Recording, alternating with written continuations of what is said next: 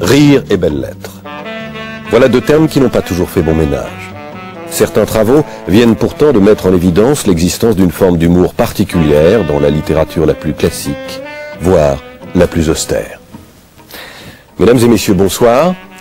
Ce soir, sur le plateau d'entre guillemets, une très belle brochette d'écrivains. À commencer par Ginette Marchandise pour Aristote ou L'émergence du rire. Un très beau livre, rare, dérangeant et pas si drôle que ça. Bonsoir. Le physique de Ginette n'est pas sans rappeler Aristote. Daniel Goussins. Goussins, pardon. Professeur Daniel Goussins pour un travail admirable sur le rire dans l'œuvre tardive de Spinoza. Une chose magnifique. Bonsoir Daniel. Et bonsoir. Puis, je suis au CNRS. Exact. Bonjour. Professeur au CNRS. Et en face de moi, Jean Manhattan, qu'on ne présente plus, bien sûr. Daniel Goussins. Spinoza. Rire fou, fou rire, on ne sait plus très bien. Mais non, exactement, on ne sait plus très bien et j'espère que grâce à mon livre, on saura un petit peu mieux.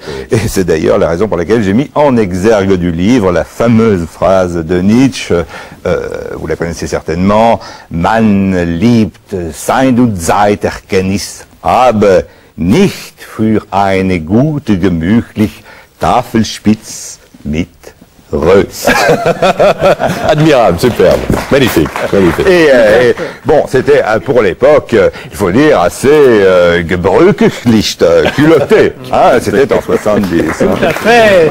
D'autant qu'il utilise le surrelatif à contre-emploi. Exactement. Très juste. Mais attention, il le faisait à dessein. Ah oui. Absolument, absolument. Oui.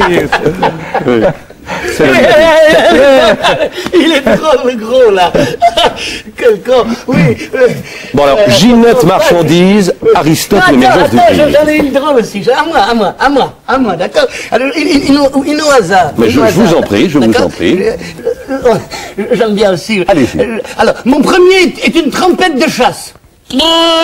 Mon deuxième est une partie de l'anatomie d'une femme. Hein? Et mon tout se trouve dans un bocal aigre doux. Un cornichon. Alors, le corps, les nichons, les nibards, Très très drôle, excellent. Jean Manhattan. Je l'ai cité hors contexte. Hein, Mon humour, c'était superbe, hein, c'était très très drôle. Cité hors contexte. Mon humour fascinant. Deuxième tome de vos rébus, de vos charades, édité, s'il vous plaît, dans l'édition de la Pléiade. D'autant que vous êtes arrivé avec votre tout nouveau costume de l'Académie française. On est tous extrêmement fascinés, on est tous extrêmement admiratifs. Dites-moi, porter ce costume, devenir un immortel, mais c'est pas grave, devenir un immortel comme ça doit changer la vie d'un auteur quand même, hein? Quoi? Qu'est-ce que tu racontes là? Qu'est-ce que tu essayes de me faire dire? Tu essayes de quoi? Tu essayes de me parler de l'argent, c'est ça? Il n'y a que ça qui t'intéresse ou quoi? Il n'y a que ça qui vous touche? Non, combien un auteur gagne son argent? C'est ça que tu veux savoir? Je crois qu'il y a Non, ça oui, le travail, l'écriture, non, mais l'argent, combien il gagne? Regarde ce que tu gagnes dans le... Non, je vous en prie. Non, ne faites pas ça, c'est parfaitement interdit. Vous ne pouvez pas faire ça, c'est illégal. Monsieur Soulier, je vous en prie. Mais cet homme est ivre. Il est grotesque, c'est ridicule, c'est pathétique. C'est pathétique, mais tu t'es déjà regardé, tu te crois malin parce que tu parles allemand. J'ai ri, moi, à ta blague. J'ai ri aussi quand Aristote il a rajouté le surrelatif. Et toi, tu te permets de me juger, hein? Si on parlait de votre livre. Tu viens bramer allemand dans mes oreilles. Non, s'il vous plaît. Mais comment, c'est toi, espèce de... Non, je vous en prie, monsieur Manhattan. Moi, j'ai rigolé à sa blague, j'ai rigolé. S'il vous plaît, on va être obligé de couper l'émission. Il fait malin parce qu'il parle allemand. Monsieur Manhattan, on va être obligé de couper l'émission. Non, je vous en prie, on va couper l'émission. Coupe l'émission, je me tranche la gueule. Non, je vous en prie, arrêtez, je vous en prie, coupez.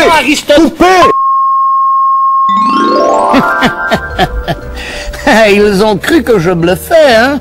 C'est mal connaître Monsieur Manhattan. Quand on le cherche, on le trouve, hein? Oui, ah oui, petit détail, je ne fais plus partie de la Pléiade. Non, je ne suis plus disponible dans la collection.